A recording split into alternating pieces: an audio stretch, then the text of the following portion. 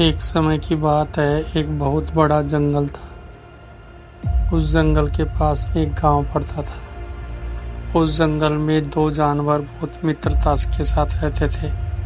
एक था ऊंट और एक था सियार। दोनों साथ साथ रहते, साथ साथ एक दूसरे की मदद करने की कसमें करते थे। एक दिन दोनों ने विचार किया कि चलो गांव में चलते हैं और कुछ खाना खा कर आते हैं। तो दोनों चल पड़े। रास्ते में एक नदी थी। नदी के पास गए और देखा कि नदी में पानी बहुत तेज आ रहा है। और ऊँट बोला कि भैया मैं तो निकल जाऊंगा, लेकिन तेरा क्या होगा। उसने बोला भैया दोस्त हैं, कुछ तो मदद करना पड़ेगा आपको। ऊँट ने उसको पीठ पर बैठा लिया। पीठ पर बैठाकर वो नदी पार करवा दिया। उसके बाद में वो एक खेत पर चले गए। किसान के यहाँ खेत में तरबूज लगे हुए थे। तरबूजों को देखकर दोनों की लार टपकने लगे। और ऊँट और गीदड़ को पीठ पे बिठाकर बड़ी सारी बाढ़ थी, उस बाढ़ को कूद गए और अंदर चले गए। तो मजे से दोनों तरबूज खाने लगे। तरबूज खाते रहे और खरगोश का पेट छोटा था, लेकिन ऊँट का पेट बड़ा। ऊँट तो खाता रहा। गीदड़ मस्त हो गया खाकर और उसने कहा भैया आज तो मस्ती आ रही है, मेरी तो उक्की करने की मन में आ रही है, उई करूँगा मैं तो। और ऊँट बोला भैया तो पिटवाएगा क्या, लोग मारेंगे, थोड़ी देर रुक जा और मैं पेट भर लूँ। लेकिन गीदड़ कहाँ रुकने वाला था, उस तो मस्ती में आ गया और उसने उई की आवाज़ लगाई। तो पास में जंगल में रहने वाले बहुत सारे गीदड़ भी उई करने लगे।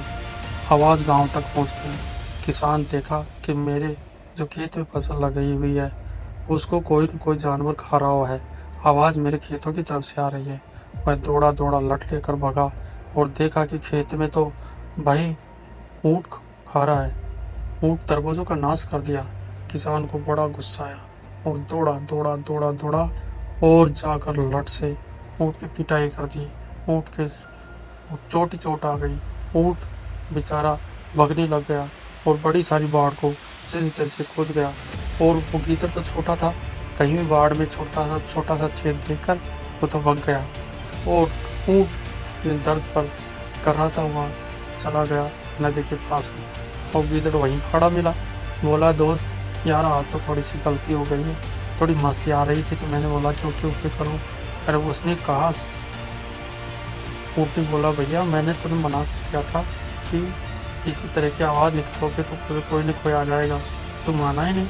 आज मुझे पिटवा दिया, मेरे गहरी चोट आ गई।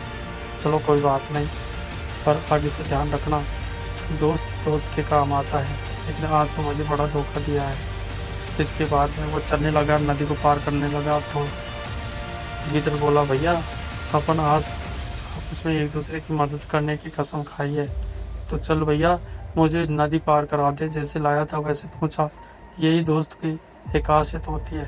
तो ऊँट सोचने लग गया अभी तो ये दोस्त होकर बोल गया था बातें और मुझे पिटवा दिया, इसको मजा आना चाहिए। ऊँट वापस आ गया।